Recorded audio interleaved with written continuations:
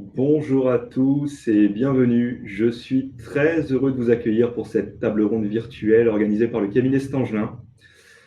Alors oui, on ne fait pas dans l'originalité, comme tout le monde, on organise notre petit webinaire, mais on est vraiment très très heureux de pouvoir développer ce lien de communication qui, je pense, sera sans doute un des héritages forts de cette période de confinement que nous avons traversée. Justement, aujourd'hui, on a souhaité aborder avec vous les conséquences de cette crise sur un métier qui nous est cher chez Stangelin, c'est la cession d'entreprise. Comment le marché va évoluer? Est-ce qu'il y aura un ralentissement des cessions d'entreprise? Est-ce qu'il y en aura plus qu'avant? À quel prix? Avec quel financement? Avec quelle garantie? Pour répondre à toutes ces questions, nous avons réuni 4 experts du sujet, 4 acteurs reconnus que je vais vous présenter. Donc tout d'abord, Sylvie Boudet, directrice générale adjointe de la CIAJ, organisme de cautionnement dans les reprises de petites entreprises. Je précise que Sylvie remplace Michel Côté, qui était annoncé dans toutes nos communications, parce que Michel n'était pas disponible et parce que nous voulions un petit peu de mixité. Donc c'est parfait. Merci Sylvie et bienvenue. Yann L'Huissier, qui est membre du comité exécutif du LCL et qui nous fait vraiment l'honneur de sa présence. Merci beaucoup. Bonjour et merci. Laurent Benoudis, dont personnellement j'ai le plaisir d'être le confrère, puisqu'il est expert comptable. Et lui, il a le privilège d'être une des rares personnes à pouvoir dire qu'il est mon président, puisqu'il est le président du conseil régional de l'ordre des experts comptables de la région Île-de-France. Salut Laurent et merci d'être avec nous. Salut Gilles, je n'ai fait ça que pour cela. Et enfin Michel Simon, entrepreneur, personnalité du monde de la cession d'entreprise qu'on ne présente plus. Au-delà de sa présence aujourd'hui, Michel est co-organisateur, c'est même lui qui a eu l'idée de cette table ronde. Donc merci beaucoup Michel de ta présence. Et nous allons pouvoir démarrer. Donc pour cette table ronde, afin de structurer les débats, on a fait le choix de se centrer sur 3 thèmes. D'abord l'évaluation, après le financement et enfin la garantie sur les reprises. On va donc débuter par l'évaluation et je pense que la personne la plus légitime pour parler d'évaluation, c'est l'expert comptable et donc Laurent Benoudis. Donc, s'agissant de l'évaluation, je pense qu'on va de suite rentrer dans le cœur du sujet. La question première qu'on peut se poser, c'est quel va être l'impact de cette crise sur les valorisations des entreprises. Il va y avoir une dégradation des données financières, ça c'est très clair. Et de façon plus générale, de façon peut-être même plus structurelle, on est face à un pays, à une civilisation qui vient peut-être de retrouver une forme de réalité vis-à-vis de la notion de risque. C'est-à-dire que le risque n'est plus quelque chose de virtuel que ton assureur te présente pour te vendre des produits, c'est vraiment quelque chose qui peut arriver. La pandémie, ça peut arriver, c'est arrivé. Et donc, est-ce que structurellement, les entrepreneurs vont intégrer une plus grosse appréciation du risque et sans faire de cours magistral sur la finance d'entreprise, on sait très bien qu'il y a un couple fondamental qui est risque-rendement. Si tu as un plus gros risque, tu as un rendement attendu plus important et donc une valorisation qui baisse. Donc Laurent, la question, c'est qu'est-ce que tu en penses? Est-ce que tu penses que les valorisations vont être impactées? Si oui, dans quel sens? Et pourquoi? Mais je pense que tu as parfaitement bien posé la question, Gilles. La première réponse, est-ce qu'aujourd'hui on a un impact sur les valos? Ça serait irréaliste d'imaginer que ce ne soit pas le cas. En vérité, la vraie question, c'est, en imaginant qu'il y a un retour à la normale d'ici la fin de l'année, début d'année 2021, est-ce que la valorisation va être impactée parce qu'on a désormais intégré l'hypothèse qu'il pouvait y avoir un impact très significatif sur l'activité avec une nouvelle pandémie ou un autre risque, c'est-à-dire que le risque qui a été oublié pendant des années sur le fait qu'il pouvait y avoir des éléments exogènes qui viennent impacter fortement ton business, même si tu es un gars sérieux, tu es un gars qui fait attention à tout et que tu as depuis 10 ans une super croissance, tu n'es pas à l'abri d'un événement mondial qui vient impacter nécessairement la rentabilité de ta boîte. Et dès lors que la rentabilité se trouve impactée, bah, nécessairement, il y a un impact sur la valorisation de l'entreprise. Donc aujourd'hui, si vendre une entreprise, c'est dans l'esprit de tout le monde, on a évidemment une certitude, c'est que ça va poser un problème, sauf pour ceux qui ont pu démontrer leur résilience à la pandémie. Et il y a quand même quelques secteurs d'activité qui ont non seulement performé, mais même surperformé. Donc pour cela, il n'y a pas de problème. Mais si jamais vous avez un restaurant, un commerce, je sais pas quoi, vous êtes fermé et que votre chiffre d'affaires il est en berne, c'est certain que votre prix sera plus le même. Voilà. Maintenant, est-ce qu'il sera le plus le même pendant longtemps ou est-ce qu'il ne sera plus le même que pendant une petite période, le temps qu'on oublie? C'est une question qui est pas facile. Moi, je suis plutôt quelqu'un d'optimiste, mais au-delà de ça, je pense que les gens ont aussi une mémoire un peu courte. Et si on arrive à survivre 2-3 ans au-delà du Covid, je pense qu'on va finir par oublier tout ça. Et puis ensuite, il y a un phénomène de rareté aussi qui fait qu'il y a plus d'acheteurs que de vendeurs dans les entreprises. Et donc, on va vite revenir en fait à des multiples proches de ceux qu'on a peut-être connus avant le Covid. Donc, est-ce que c'est un trou d'air? C'est sûr. Est-ce que ça va durer? J'en suis moins sûr en vérité.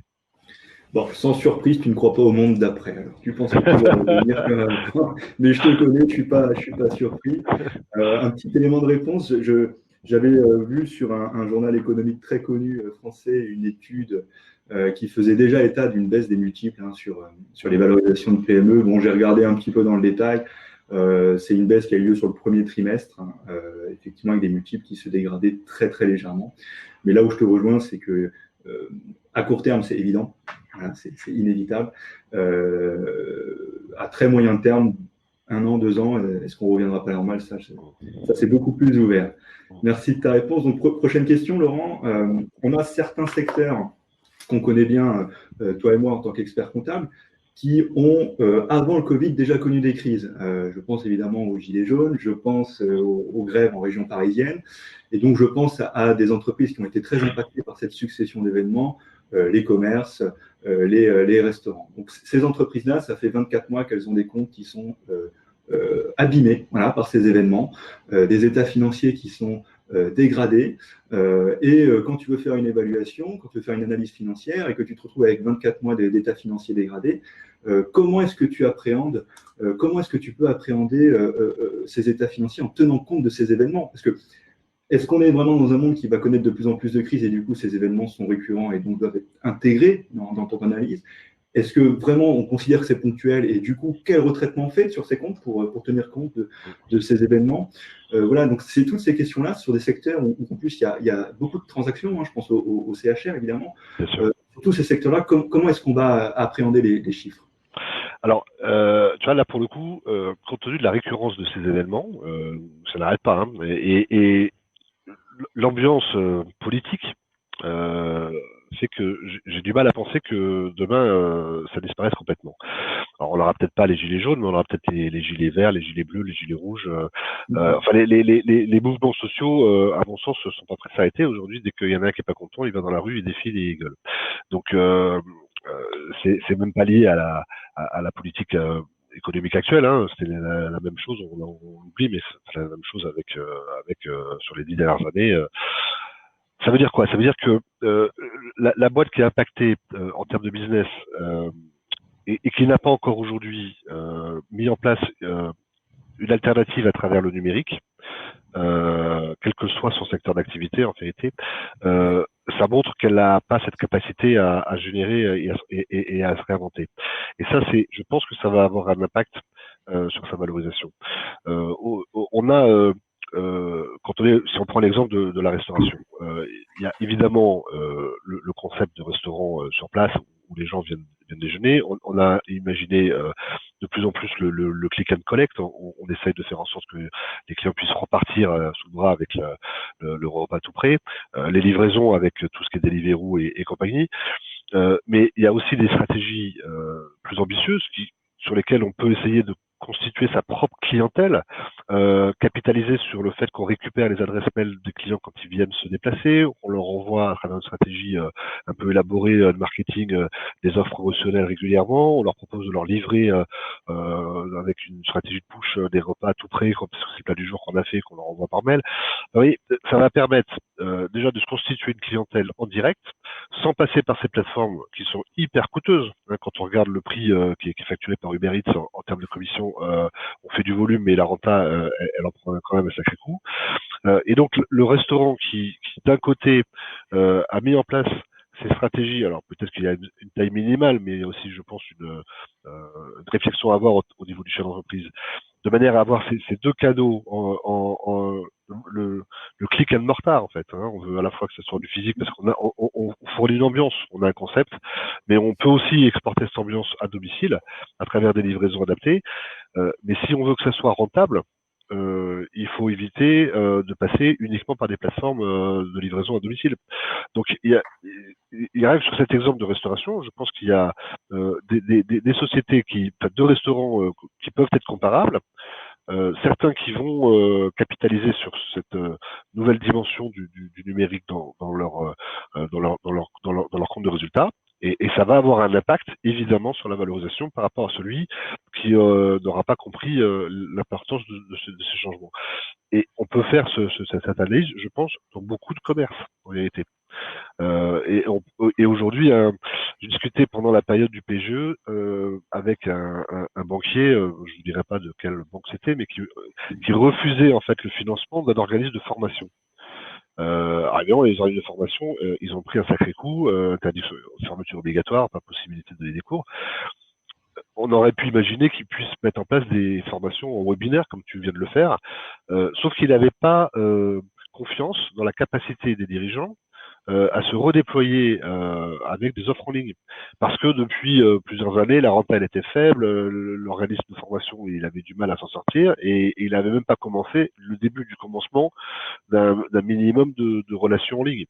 Donc, vous voyez, il y a la révolution du numérique, elle touche tout le monde. Évidemment, les experts comptables en premier lieu. On traite de la data papier qu'on est en train de traiter maintenant de manière dématérialisée. Donc évidemment, on est hyper impacté par ça.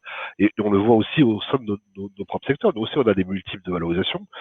Je pense que le cabinet qui est pas aujourd'hui à fond dans le numérique, sa valeur, elle a été divisée de manière significative. De toute façon, ils ne se sentent plus, je sais pas comment il fait.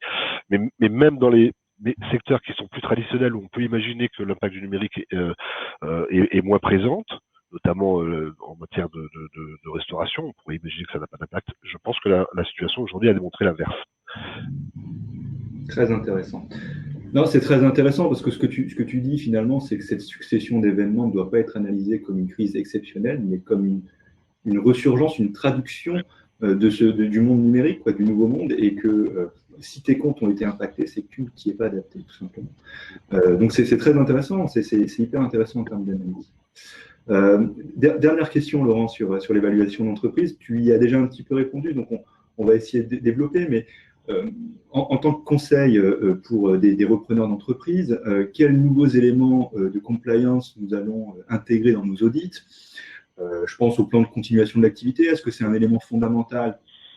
Je te laisserai répondre à cette question. Tu as déjà abordé l'aspect numérique qui, effectivement, aujourd'hui, plus personne, plus aucun secteur ne peut s'en exonérer. Voilà. Demain, par rapport à hier, un audit demain, quels sont les nouveaux audits, les nouveaux contrôles que l'on doit effectuer pour analyser une cible? Ça, c'est une bonne question. Il faut pas y avoir beaucoup réfléchi avant, mais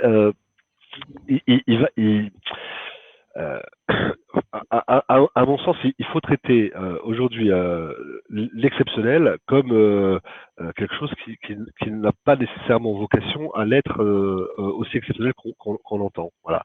Donc on faisait des tests de résistance au stress chez les banquiers. Pour s'assurer qu'ils pouvaient résister à des crises systémiques. Je me demande s'il va pas falloir faire aussi des tests de résistance de toutes les activités, en fait, de toutes les entreprises, dans les approches de valorisation. Qu'est-ce qui se passe si, et alors on peut imaginer s'il y a une grève, il y a plus les gens se déplacent plus, s'il y a une pandémie, voilà. Alors évidemment l'imagination vient largement de s'élargir avec tout ce qui se passe ces derniers temps, mais on peut imaginer plein de choses, voilà. Mais et à chaque fois essayer d'imaginer comment gérer le truc. Donc il va y avoir un peu plus de prudence, ça c'est sûr. Et je pense qu'il va y avoir une vraie prime à ceux qui ont réussi à démontrer pendant cette pandémie leur capacité d'adaptation et de résistance. Et ça va se valoriser parce que ça sécurisera tout le monde, à la fois l'investisseur comme le banquier, de savoir que la boîte, elle a une capacité de résistance à la grève, aux mouvements sociaux, aux pandémies, voilà. Tout ça va être une prise. Donc on peut se retrouver avec peut-être un peu plus d'écart dans les valos entre les meilleurs et les moins bons. Voilà. Et ce phénomène-là, on le voit, à mon avis, même dans quasiment tous les secteurs. C'est-à-dire qu'en fait, le Covid a eu un effet d'accélération de cette fracture qu'on peut avoir entre les meilleurs et les moins bons. Souvent, j'ai des clients qui me disent alors comment ça se passe, machin, etc. Je dis mais ça dépend beaucoup du chef d'entreprise. Dans le même secteur d'activité, j'ai des chefs d'entreprise qui performent et d'autres qui ont des difficultés. Dans tous les secteurs, c'est le cas. Et celui qu'on connaît le mieux, Gilles, c'est l'expertise comptable. On a des cabinets dont le problème numéro un, c'est de recruter des talents et qui n'y arrivent pas parce que le marché est en pénurie, mais qui n'ont pas de problème de niveau d'activité de business et de renta. Et puis de l'autre côté, on a des cabinets qui non seulement ont ces problèmes de recrutement comme les autres, mais qui en plus ont des problèmes de recrutement de clients, de baisse de chiffre d'affaires, de perte de mission et de rentabilité. Donc de plus en plus, je suis pas certain qu'aujourd'hui le critère de la zone d'activité et du métier soit déterminant. Je pense que la qualité des hommes à la tête des entreprises est encore plus prépondérant qu'avant en fait. Bravo. Je partage totalement ton analyse, Laurent. Merci beaucoup. On en reparle après quand même. Merci beaucoup, Laurent, pour tes précieuses réponses. On va passer à la partie financement. Et donc là, je laisse la parole à Michel Simon. Oui, donc on va parler du nerf de la guerre, le financement. Yann qui va répondre à mes questions. Je vais aussi être l'interlocuteur aussi d'une partie de la profession d'intermédiaire en transactions de commerce et d'entreprise, parce que on sait très bien que effectivement, je dirais dans notre activité, le coup près, c'est effectivement le fait d'obtenir ou non un accord de vente et d'achat vis-à-vis de nos clients, mais aussi le financement. Et donc aujourd'hui, depuis la reprise, on a constaté effectivement une baisse d'activité. Il y a un ralentissement de l'ordre, en gros, dans la profession de l'ordre de 50% à la baisse des projets en cours et des signatures. Ce qui est important, c'est, je voudrais moi savoir, Yann, la position des banques sur les projets de reprise sur la partie commerce. Quelle est l'attitude des banques aujourd'hui quand un dossier est déposé et arrive dans vos services? Quel regard vous avez on parlera après, je dirais, de certaines professions, mais en règle générale, est-ce que il y a un changement d'attitude ou non? Voilà, je vous laisse me répondre de façon à ce que on ait le plus de clarté possible sur.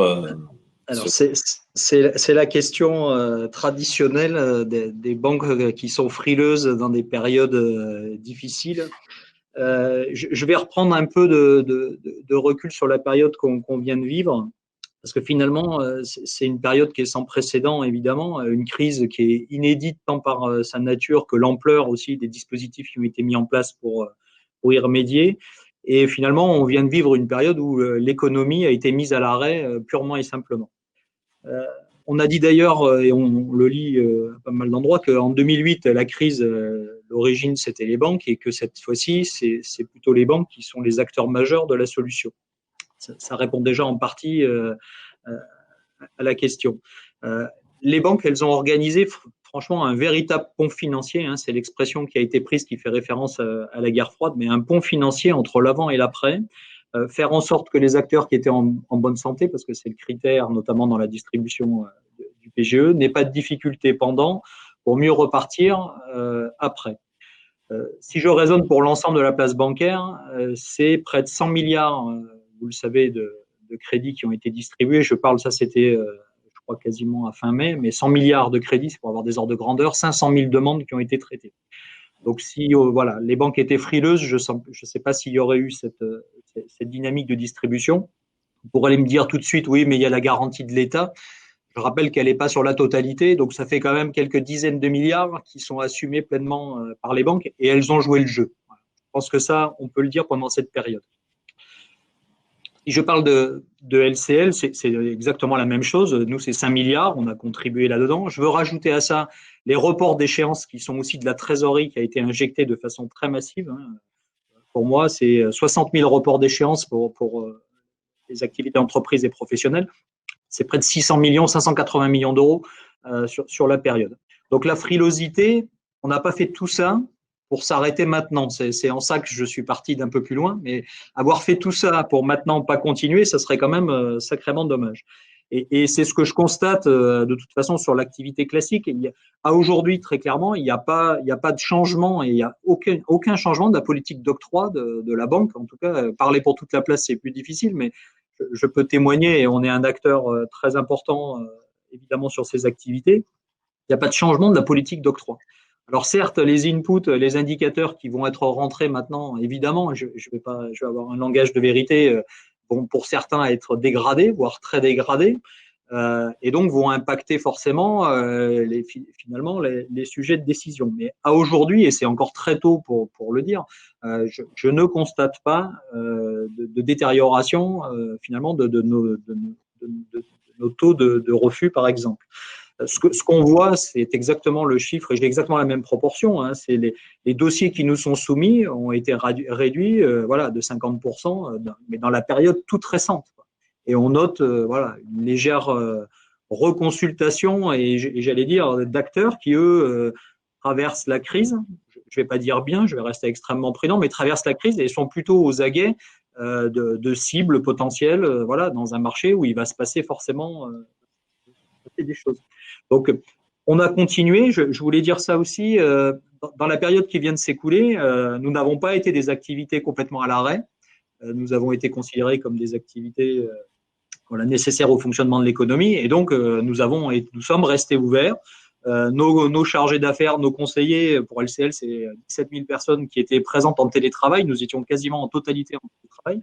Et donc, traitions les dossiers en cours pour pouvoir les finaliser dès la reprise. Et ce qu'on constate là sur les dernières semaines de déconfinement, où là, pour le coup, il y a les dossiers qui avaient été initiés avant sont en train de se finaliser. Et puis d'autres, voilà, où les porteurs de projets, mais c'est totalement légitime, voilà, aujourd'hui, se posent des questions, s'interrogent. On est dans la phase un peu de cœur, voilà, d'attente, de voir ce qui se passe, de la vitesse de la reprise pour initier, de finaliser ou déclencher finalement des opérations de cession, reprise. Dès la rentrée, on sent cette phase de préparation au moment où on vit. Ok. Donc là, on l'a bien compris, vous avez été au rendez-vous avec l'ensemble du secteur bancaire, ça c'est une évidence et je pense que c'est aussi une spécialité un petit peu française, hein, franco-française. On l'a vu. Je dirais que tout le monde a été accompagné. En revanche, donc les entreprises aujourd'hui, on a créé avec ce fameux PGE, qui permet à certaines, enfin à l'ensemble, je dirais, de la profession d'avoir une bouffée d'oxygène. Mais on crée de la dette. Quelle va être votre position par rapport à ce PGE sur l'endettement? Je dirais des entreprises malgré tout, donc c'est cet endettement qui va avoir un impact sur les cash flows prévisionnels donc à moyen terme et sur la capacité donc des entreprises à financer cette dette de reprise. Est-ce que vous allez mettre en place des solutions d'étalement? Enfin, je ne sais pas, mais certains vont peut-être mieux le supporter que d'autres, mais ça crée, je pense que on va être d'accord, ça crée quand même une dette supplémentaire, je dirais, à certaines sociétés. Oui, tout à fait. Alors déjà, le principe du PGE, il y a un non-amortissement pendant une année. Et, donc là, ça veut dire que jusqu'à l'année prochaine, il n'y a pas de sujet de remboursement. Et ensuite, il va y avoir un travail très important hein, qui va être initié dans toutes les banques à partir du deuxième semestre, parce que quand je vois déjà ce qu'on a fait LCL ou ce qu'ont fait les autres acteurs bancaires, c'est vraiment, on n'a pas conscience qu'en un mois et demi, le nombre de dossiers et les volumes qui ont été traités. Ça veut dire qu'on ne pourra pas faire la même chose dans un an quand il va falloir choisir les options d'amortissement. Et donc, on va initier ce travail à partir du deuxième semestre, avec vraiment du contact avec l'ensemble de nos clients, puisque le PGE, on va avoir les options On va pouvoir l'amortir jusqu'à 5 ans. Ça, c'est la règle de celui qui est en place aujourd'hui. Et puis, comme on a beaucoup d'activités de CHR qui sont concernées, on attend les décrets d'application qui concernent le PGE Tourisme. Potentiellement, il avait été annoncé que ça pourrait être un étalement sur 7 ans. Donc déjà, cette dette, elle va être étalée dans la durée. Je rappelle, c'est 25% maximum du chiffre d'affaires qui va pouvoir être étalé sur 7 ans. C'est quand même une sacrée bouffée d'oxygène, mais avec en même temps qui laisse de la place pour de la capacité d'endettement supplémentaire pour un grand nombre d'entreprises. Déjà, quand on regarde nos premières simulations, il reste de la place dans la capacité de remboursement. Évidemment, il va y avoir des cas particuliers où ça va saturer la capacité de remboursement. Et dans ces cas-là, c'est de l'accompagnement individuel. Mais c'est vraiment des situations qu'on va aborder. Je sais que c'est une démarche qu'on est en train de préparer à LCL pour le deuxième semestre, attaquer dès septembre, vraiment des rencontres avec chacun des clients pour justement faire ces analyses de cash flow et voir s'il y a lieu d'adapter différemment avec de la consolidation, réétaler des prêts en cours, pour intégrer complètement c'est la capacité de remboursement. C'est de toute façon la capacité de remboursement va déterminer les modalités d'accompagnement futures. Donc voilà. Après, on va être souple comme on l'a été dans la période qui vient de se passer, parce qu'on a une volonté d'accompagner le maximum d'entreprises possible dans la période, bien évidemment. Est-ce que dans le montage donc des dossiers, est-ce qu'il va y avoir une modification par rapport à ce que l'on faisait avant en termes de renseignements? Est-ce que vous allez demander des renseignements complémentaires, des renseignements liés à l'exploitation sur l'après-Covid, en fait, hein? Exactement. Alors, à aujourd'hui, au moment où je parle, je l'ai dit, on n'a pas changé nos critères. Très honnêtement, on est en train de travailler sur ça et ça rejoint ce qui a été évoqué tout à l'heure, dans le sens où on va faire des scénarios de stress dans nos analyses, bien évidemment, pour voir la capacité à supporter telle ou telle crise. Et c'est pas uniquement le Covid, mais le Covid est un bon exemple parce que finalement on a parlé de vague 1, peut-être d'autres vagues qui viendraient. Donc il va falloir mesurer la capacité à résister à ces périodes.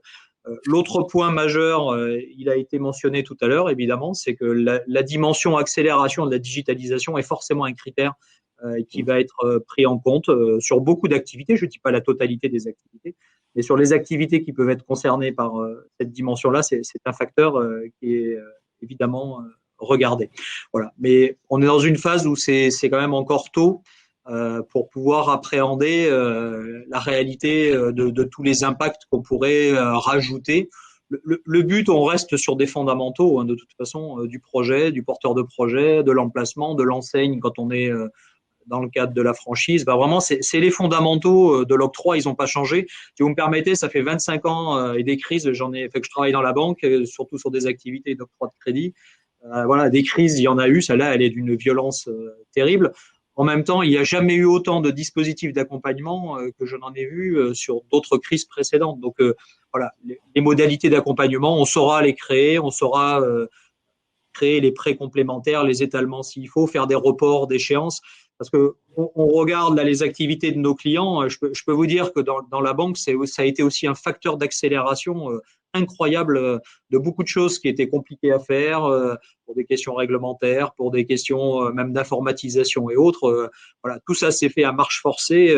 Je prends toujours cet exemple du PGE qui est annoncé le 25 mars par le ministre et qui commence à être distribué, en tout cas chez LCL, 10 jours après. Et je peux vous dire que pour nous, c'était aussi une révolution. Donc, moi, j'ai toute confiance sur la capacité à créer ce qu'il faudra quand on aura bien mesuré la totalité des conséquences dans les semaines et les mois qui viennent. Très bien. Et donc, on a dit tout à l'heure qu'effectivement, il y a des commerces qui souffrent plus que d'autres. Donc, les manifestations, les gilets jaunes depuis 3 ans, notamment donc sur les villes, sur les centres-villes. Là vient se rajouter effectivement ce Covid avec un secteur d'activité qui, pour pas le nommer, tout le monde le sait, les cafés, hôtels, bars, restaurants qui sont très touchés. Est-ce qu'il n'y aura pas une tendance un petit peu à mettre ce secteur d'activité un petit peu en rouge dans les dossiers bancaires en disant stop, ce genre d'activité, on n'y met pas les pieds parce que. Est-ce que c'est une possibilité de penser, est-ce que je me trompe, si ça ou pas?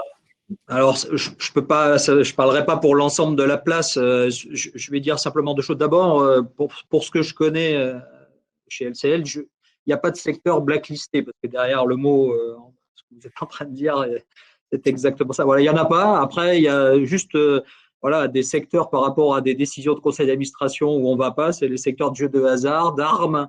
Donc, si c'est un fonds de commerce d'armurerie ou de casino, c'est sûr que, mais on le faisait pas avant, on le fera pas après. Il n'y a pas de changement.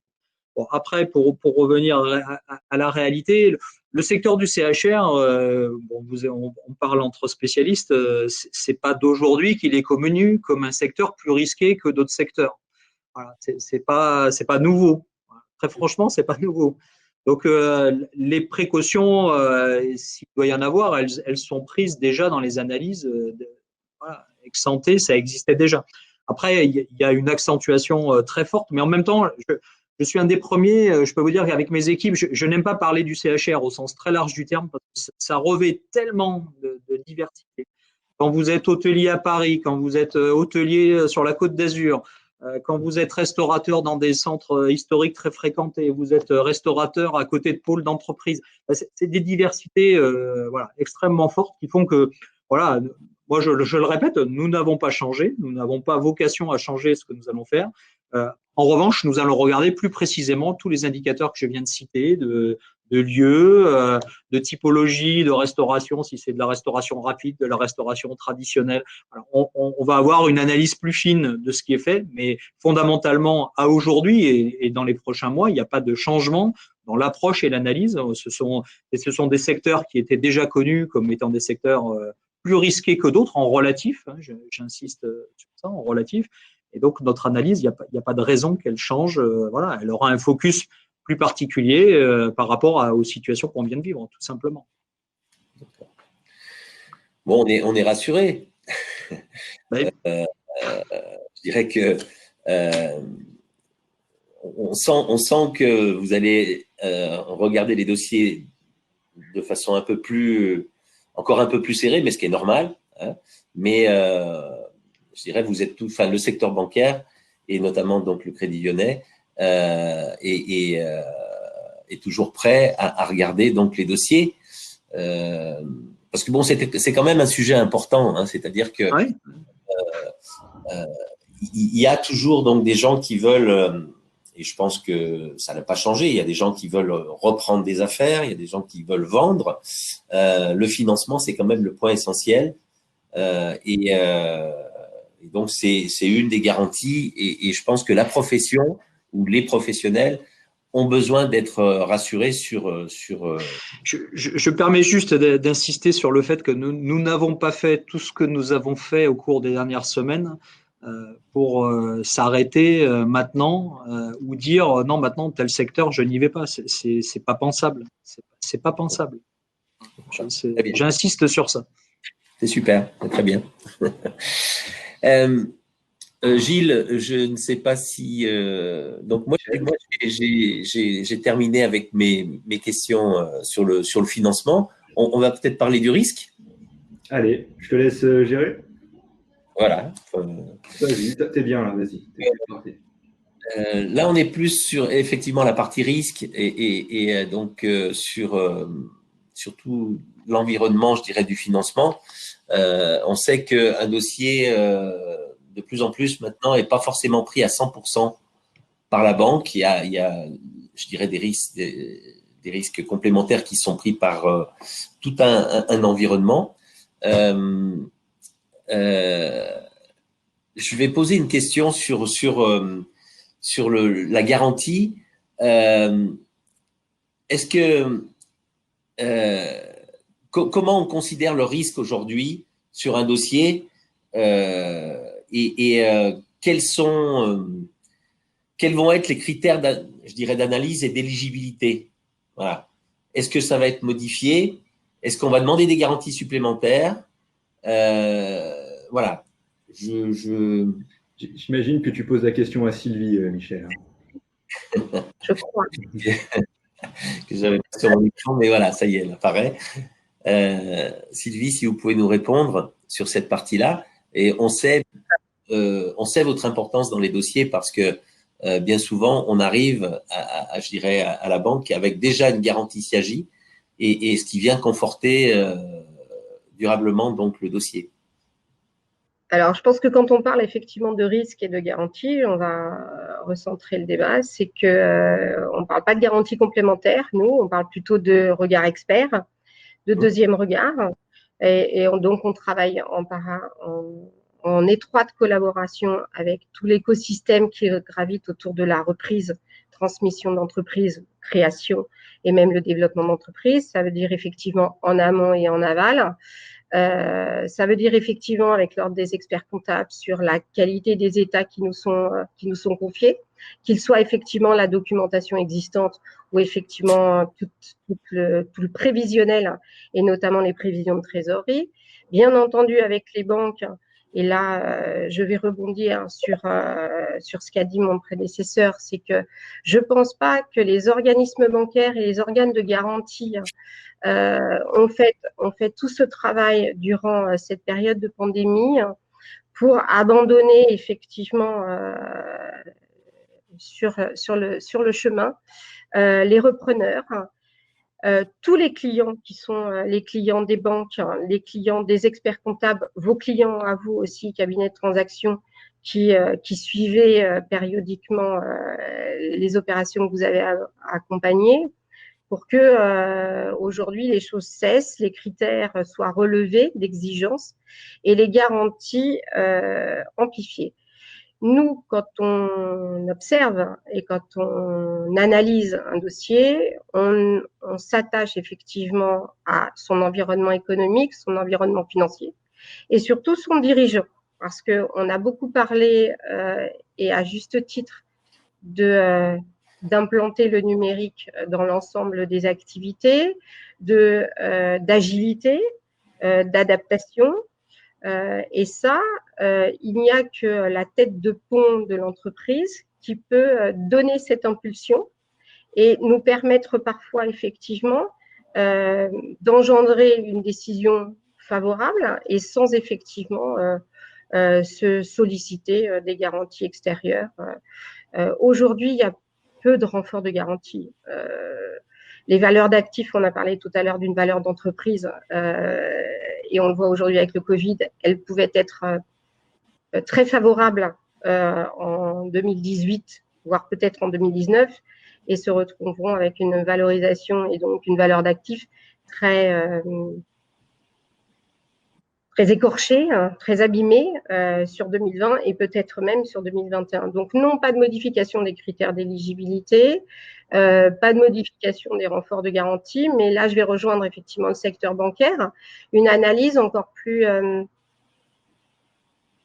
poussée, plus prudente, parce que on parle quand même de risque, et nous notre métier c'est uniquement du risque, donc ça veut dire que la rémunération qu'on perçoit c'est pour accompagner le porteur de projet et indemniser les établissements financiers en cas d'exposition au défaut, que les secteurs qui avaient effectivement historiquement du défaut, comme le CHR, restent toujours des secteurs avec énormément effectivement de variété et toujours sous attention.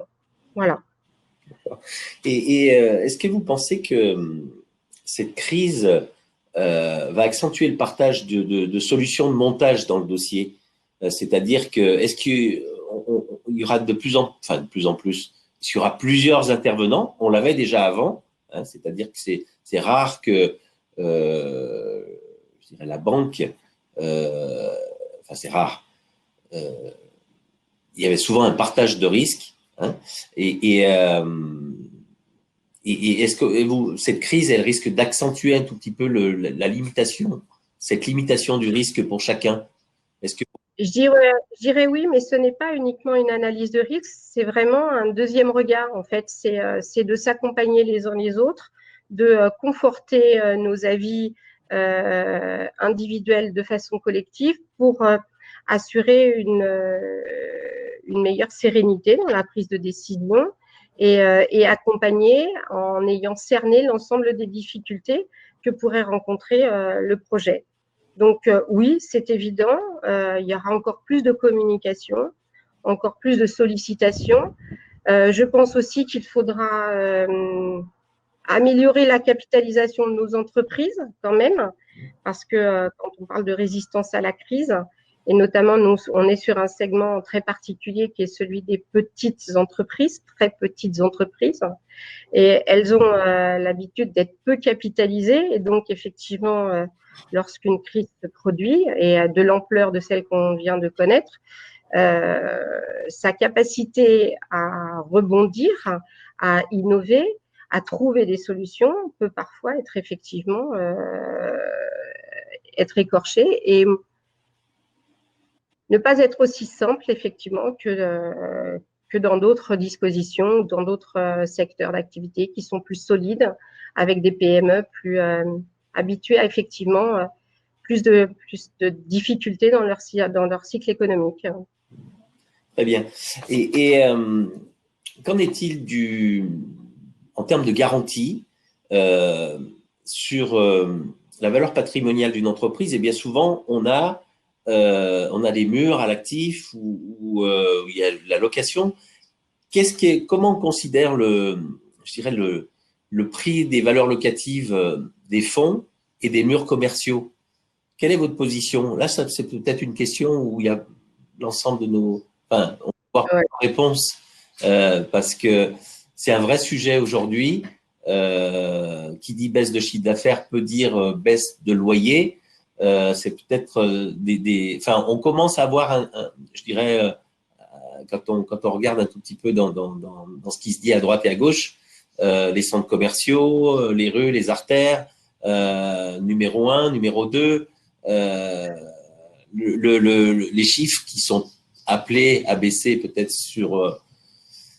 on parle d'une vague de licenciements à partir du mois de septembre. Donc, si les chiffres baissent, quelle est votre position et votre sentiment aussi sur cet aspect qui est quand même important puisque c'est une charge fixe de l'entreprise, hein, voilà. Alors, effectivement, quand on analyse le risque d'une entreprise, sur un secteur similaire, effectivement, l'impact de la valeur locative n'est pas sans effet. Même si effectivement l'activité d'une entreprise se dégrade, malheureusement, il n'y a pas ajustement du loyer et des charges. Ça n'existe pas encore. Peut-être un jour. Mais effectivement, une valeur locative, quand vous avez une société qui est en plan de sauvegarde ou en défaillance, la valeur locative n'existe plus. Enfin, elle est quasiment réduite à néant.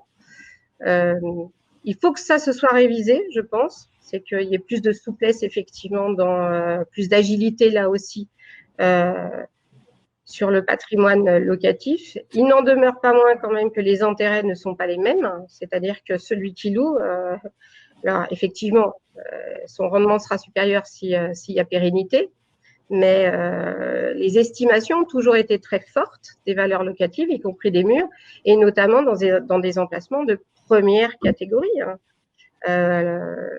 On est dans les grandes capitales, à Paris, les valeurs de droit au bail n'ont rien à voir avec les valeurs de chiffre d'affaires qui sont affichées, que l'on soit en crise ou pas. Mais c'est un débat qui commence à... Oui, il y a des on sent des frustrations, on sent des interrogations, des questions posées aussi, mais ça va demander une évolution du droit. Et là, il faudra conjuguer les intérêts de tous. Et on ne peut pas effectivement dire que parce qu'on est sur un emplacement numéro 1, on fera systématiquement une évaluation du patrimoine de l'entreprise à un niveau de haut de fourchette. Je crois que ce ne sera plus réellement d'actualité, notamment parce que ça ne tient pas compte effectivement d'une conjoncture économique. On disait tout à l'heure de mini-crise, c'est-à-dire les gilets jaunes aussi, les manifestations où on a dit bah oui, maintenant on descend dans la rue, on peut dégrader le patrimoine de l'entreprise et donc elle n'a plus la même valeur. Et en termes d'éligibilité, je dirais jusqu'à présent, bon, en moyenne, il fallait un apport, je dirais, autour de 30%. Hein, c'est un petit peu les règles. Tout ça, on change pas. Ce ne sont pas les nôtres, en tout cas. En termes de règles, on n'a jamais donné une quotité d'apport stricto sensu. Il nous arrive de financer au-delà de la valeur de l'actif. Donc, cette règle-là, moi, je ne peux pas vous la valider. Mais il est clair qu'on reparle effectivement valorisation d'actifs, on parle financement du cycle d'exploitation et donc accompagnement de besoins de cycle d'exploitation si effectivement le secteur d'activité le nécessite. Mais nous, on n'a pas de règle effectivement en termes d'apport stricto sensu à dire en deçà de 30%, il n'y aura pas de décision favorable. Ok. Mais moi, je suis satisfait, Gilles. Moi, je suis très, très satisfait parce que les débats lancés me donnent plein d'idées pour d'autres webinaires. Donc voilà, je pense que je vais changer de métier. On va donc lancer la conclusion. Déjà, merci à tous les quatre pour vraiment ces apports très variés, puisque chacun a son point de vue de professionnel. Je vais vous proposer à tous un mot de conclusion. Allez, on va essayer de faire ça en 2 minutes, 3 minutes. Allez, 2 minutes. Chacun, dites-nous quelle tendance attendez-vous sur le marché de la cession d'entreprise en 2020? Plus de cessions, moins de cessions, baisse des prix? On commence par, allez, Laurent. Écoute, merci Gilles. Moi, je pense que on a parlé tout au début de ce webinaire de Valo et notamment de multiples, mais il y a un élément qui est déterminant dans la valorisation, c'est aussi la dette.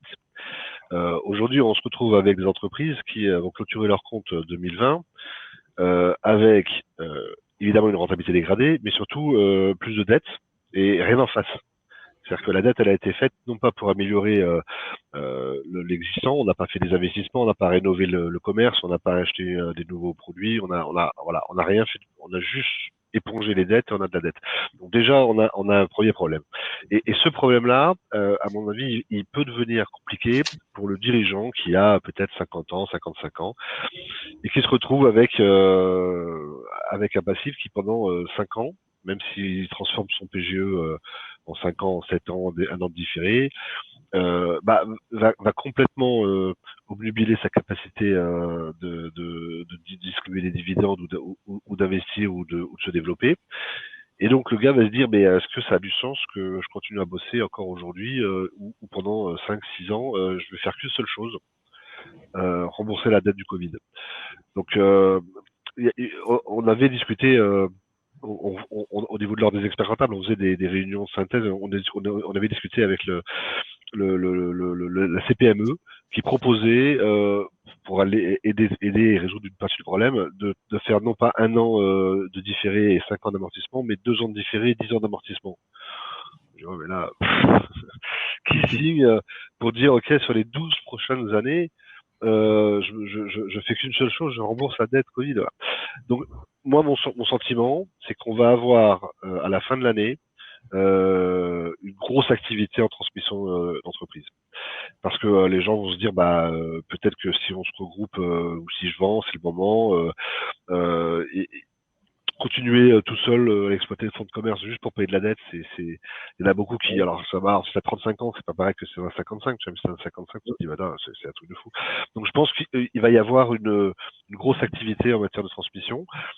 Nous, depuis maintenant 7-8 ans au niveau de l'ordre, on organise un salon qui est transfert, le salon de la transmission d'entreprise, qui est organisé avec la chambre de commerce, avec les notaires, avec les avocats, et lors des experts comptables, on était à l'origine et à la création de ce truc.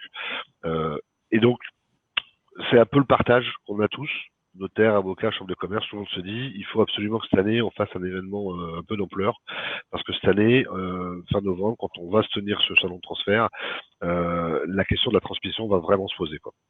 Donc, pour moi, il va y avoir des plus de ventes.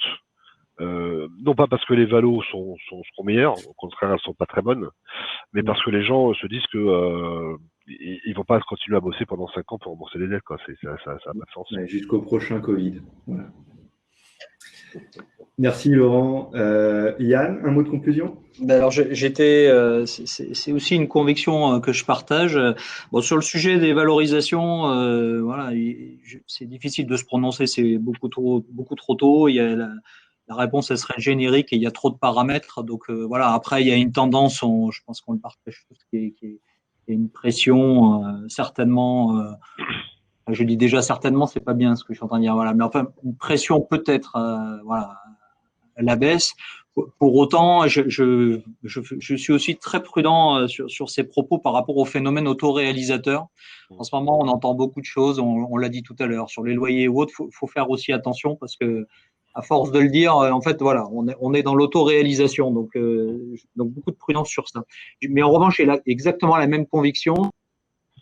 Les crises, ça accélère, on l'a dit tout à l'heure, des tendances. Et voilà, il y a des sujets de fond sur la pyramide des âges, déjà sur les cessions. Ça fait longtemps qu'on parle qu'il va y avoir des vagues de cessions importantes. Et pour le coup, voilà, la crise, ça accélère ça. Donc, sur la période, moi, je tire même jusqu'en 2021. Il va y avoir une accélération du nombre de transactions.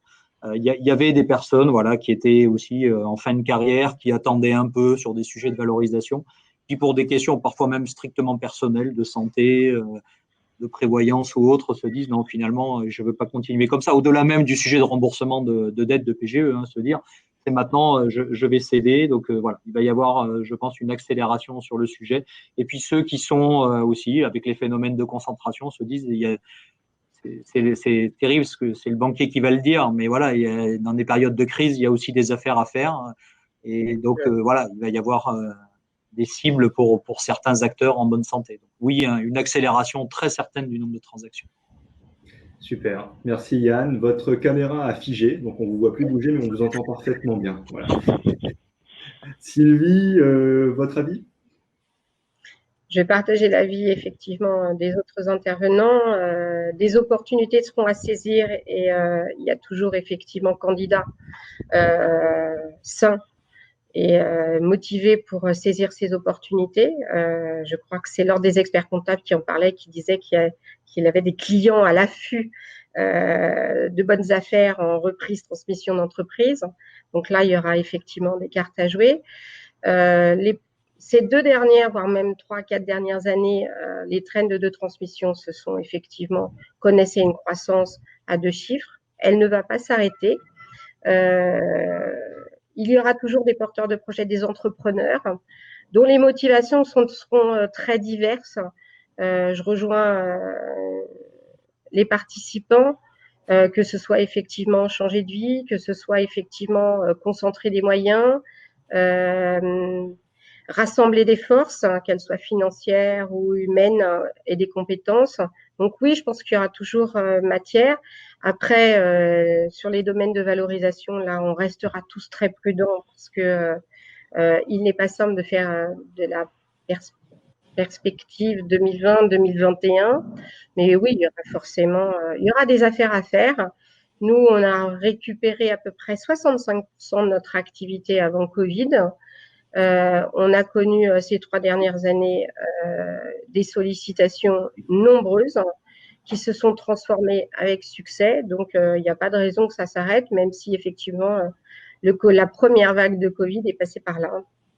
Super. Merci beaucoup, Sylvie. Michel, tu veux conclure? Ouais, il faut que je me dépêche, j'ai bientôt plus de batterie. Ceci dit, moi, ce que je retiens, c'est que effectivement, bon, il y a des signes annonciateurs qui sont positifs. Par contre, pour la profession, je mettrai un bémol sur le montage des dossiers. Je suis persuadé que ça va être plus compliqué pour notre activité. Nous, on a un coût de production, un temps de production qui est de l'ordre de 3 à 4 mois pour sortir un dossier et d'encaisser du chiffre d'affaires. Là, j'ai peur qu'on rallonge un tout petit peu ce temps de 5 à 6 mois, vu la complexité qui s'annonce d'une façon ou d'une autre, même si ça n'a pas été traduit là aujourd'hui.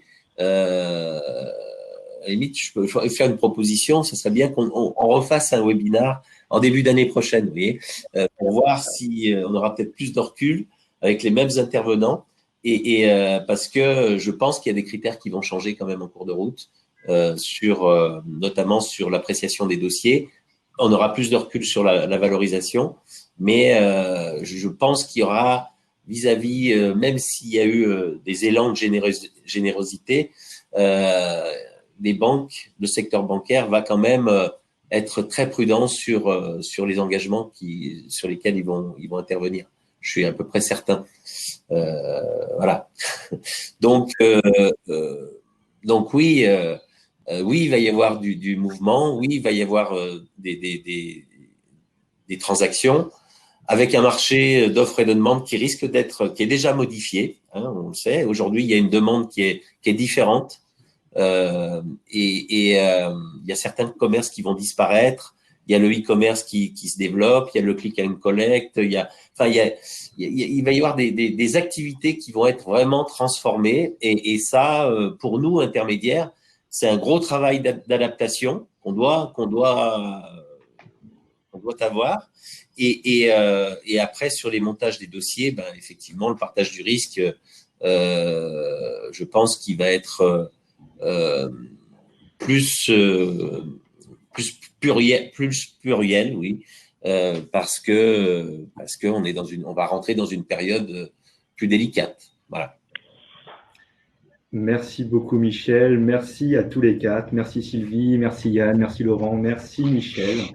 Donc le cabinet Stangelin était très heureux de vous offrir ce webinaire qui était, je trouve, très intéressant. Je remercie les équipes du cabinet, et particulièrement Valérie qui stresse depuis un mois. Donc, Valérie, c'est fait, on y est arrivé. Merci à tous. Merci à tous, prenez soin de vous. Salut. Merci à toi. Prenez soin de vous. Au revoir.